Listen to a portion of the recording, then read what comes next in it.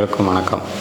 இப்போ நம்ம என்ன பார்க்க போகிறோம் அப்படின்னா, தமிழும் கிறிஸ்தவமும். இப்போ தமிழில் ஒரு திருக்குறள் எடுத்துக்கலாம். ஏதிலார் குற்றம் போல் தன் குற்றம் காண்கிற்பின் தீதுண்டோ மண்ணும் உயிர்க்கு. இதுக்கு என்ன அர்த்தம் அப்படின்னா, எப்போவுமே நம்ம மனிதர்கள் பிறரை குறை சொல்கிறது, குற்றம் கண்டுபிடிக்கிறது இதுதான் செஞ்சுட்டே இருப்பாங்க.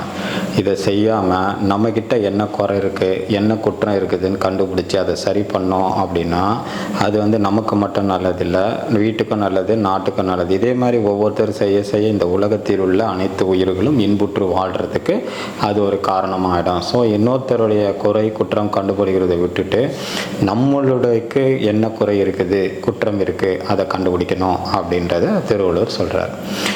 இயேசு கிறிஸ்து எப்படியும் குற்றவாளி ஆக்கணும்னு சொல்லிட்டு என்ன பண்ணுறாங்க, நிறையா சதி வேலைகள்லாம் செய்கிறாங்க. அப்போது ஒரு பெண்ணை கொண்டு நிறுத்துகிறாங்க. இயேசு ஒரு தேவாலயத்துக்கு ஆலயத்துக்கு கீழே ஒரு மண்ணில் அவர் தரையில் கிரிக்கிட்டு இருக்காரு, அதாவது எழுதிட்டு இருக்காரு அப்படின்னு சொல்லுவாங்க. ஒரு பெண்ணை கொண்டு நிறுத்துகிறாங்க. இயேசுவே, இந்த பெண்ணு விபச்சாரம் செய்த பெண், இவளுக்கு தண்டனை கொடுக்கணும்.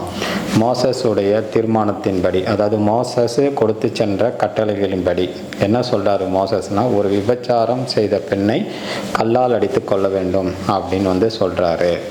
நீங்கள் என்ன சொல்கிறீங்க அப்படின்னு மோசஸ் சொன்னாருன்னு சொல்கிறாங்க. இப்போ என்ன அப்படின்னா, அவங்க இயேசு கிறிஸ்து மோசஸ் சொன்ன பிரகாரம் அதை கல்லால் அடித்து கொள்ளுங்கள் அப்படின்னு சொல்லிட்டாரு இயேசு கிறிஸ்து. அப்படின்னா இயேசு கிறிஸ்து சும்மா வெளியில் அன்பு, பாசம், நேசம் இப்படி தான் சொல்லிட்டு இருக்காரு. ஸோ இவர் இது மாதிரி சொல்கிறது பொய், அவர் கடவுள் இல்லை அப்படின்னு சொல்லி அவரை குற்றவாளி ஆக்கிடலாம் அப்படின்னு அந்த ஒரு பதிலை இப்படி வச்சுக்கிட்டாங்க.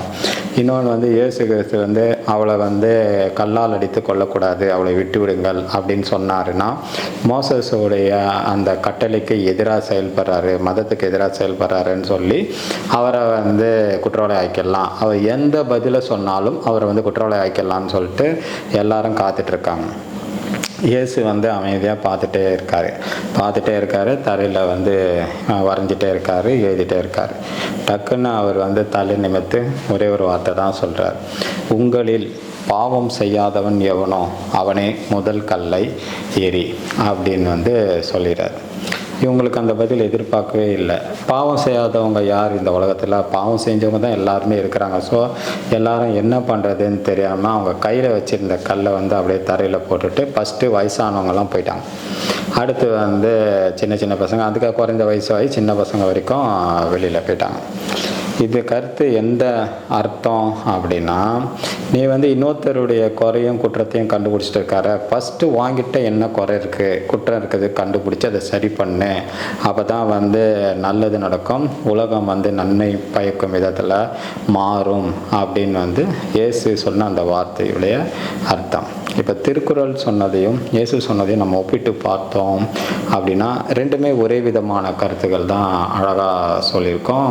பைபிளில் இயேசு கிறிஸ்து பைபிளில் சொன்ன கருத்தும் திருவள்ளுவர் திருக்குறளில் சொன்ன கருத்தும் ஒரே மாதிரியான கருத்துக்களை கொண்டதாக தான் இருக்கும். எப்படி அப்படின்னா, நம்ம இன்னொருவரை அவமானப்படுத்த வேண்டும், அசிங்கப்படுத்த வேண்டும், ஏளனப்படுத்த வேண்டும், குறை சொல்ல வேண்டும், குற்றம் கண்டுபிடிக்க வேண்டும் சொல்லி இன்னொருத்தரை நம்ம சொன்னோம் அப்படின்னா அது எந்த நிலைமையை ஏற்படுத்திவிடும் அப்படின்னா தவறான விளைவை ஏற்படுத்திவிடும். அவ்வாறு நம்ம இன்னொருத்தரையே குறை குற்றம் சொல்லிட்டு விட்டுட்டு நம்மக்கிட்ட இருக்கிற குறை குற்றத்தை சரி பண்ணோம் அப்படின்னா நாமும் நல்லா இருப்போம், நம்முடைய வீடும் நல்லா இருக்கும், நம்ம சுற்றி இருக்கிற மக்களும் நல்லா இருப்போம். இதே மாதிரி ஒவ்வொருவரும் செய்தால் அனைவருமே நல்லாக இருப்போம், இந்த உலகமும் நன்றாக இருக்கும் அப்படின்றத தான் திருவள்ளுவர் திருக்குறளையும் இயேசு கிறிஸ்து பைபிளையும் சொல்கிற கருத்துக்கள் என்பதை நம்ம மனசில் நிறுத்தி நாமும் இன்னொருவரை குறை குற்றம் சொல்வதை விட்டுவிட்டு நம்மக்கிட்ட இருக்கிற குறை